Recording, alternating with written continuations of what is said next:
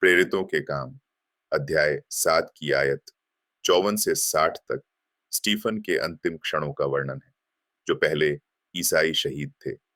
Stephen का अटूट विश्वास और गवाही हमें मूल्यवान सबक और प्रेरणा प्रदान करती है, क्योंकि हम कभी-कभी चुनौतीपूर्ण दुनिया में अपने विश्वास को जीने का प्रयास करते हैं। दृढ़ विश्वास का साहस हम स्टीफन को क्रोधित महासभा के सामने साहस पूर्वक खड़े होते हुए देखते हैं।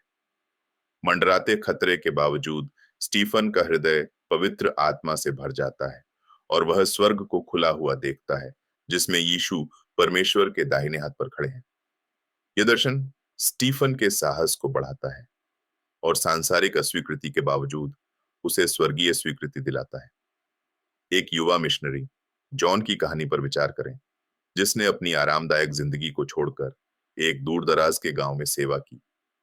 विरोध और निराशा का सामना करते हुए जॉन ने स्टीफन के साहस से प्रेरणा लेते हुए अपने बुलावे पर दृढ़ता से काम किया।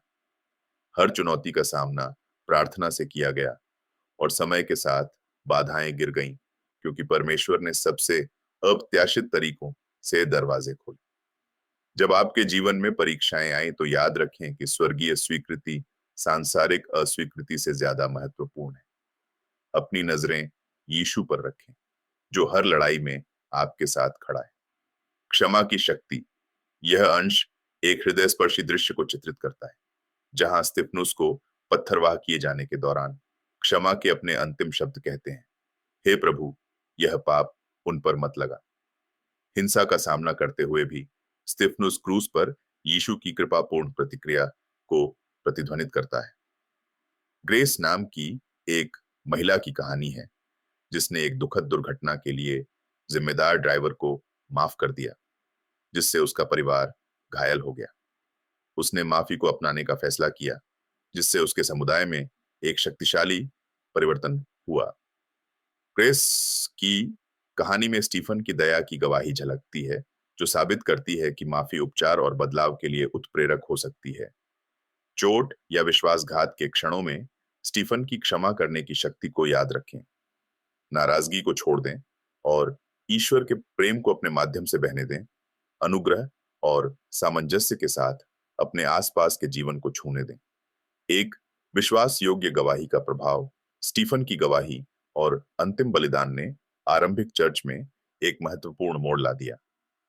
उनकी मृत्यु ने विश्वासियों को तितर बितर कर दिया, जिन्होंने फिर साहस पूर्वक सुसमाचार का प्रचार किया, जो मसीह के लिए जिए गए जीवन की शक्ति का स्पष्ट प्रमाण था।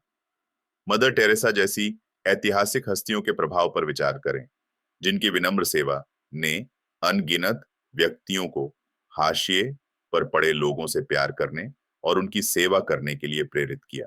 स्टीफन की तरह उनके जीवन ने भी दुनिया पर एक अमिट छाप छोड़ी, जिससे साबित हुआ कि एक वफादार गवाही समय और स्थान से परे हो सकती है।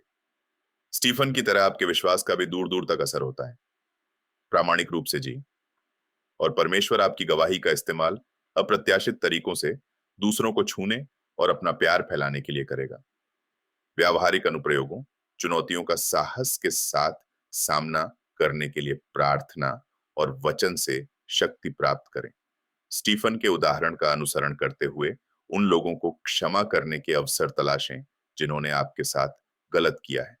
अपने विश्वास को खुले तौर पर जिएं, ये भरोसा रखते हुए कि परमेश्वर आपकी कहानी का उपयोग दूसरों को प्रेरित करने के लिए करेगा।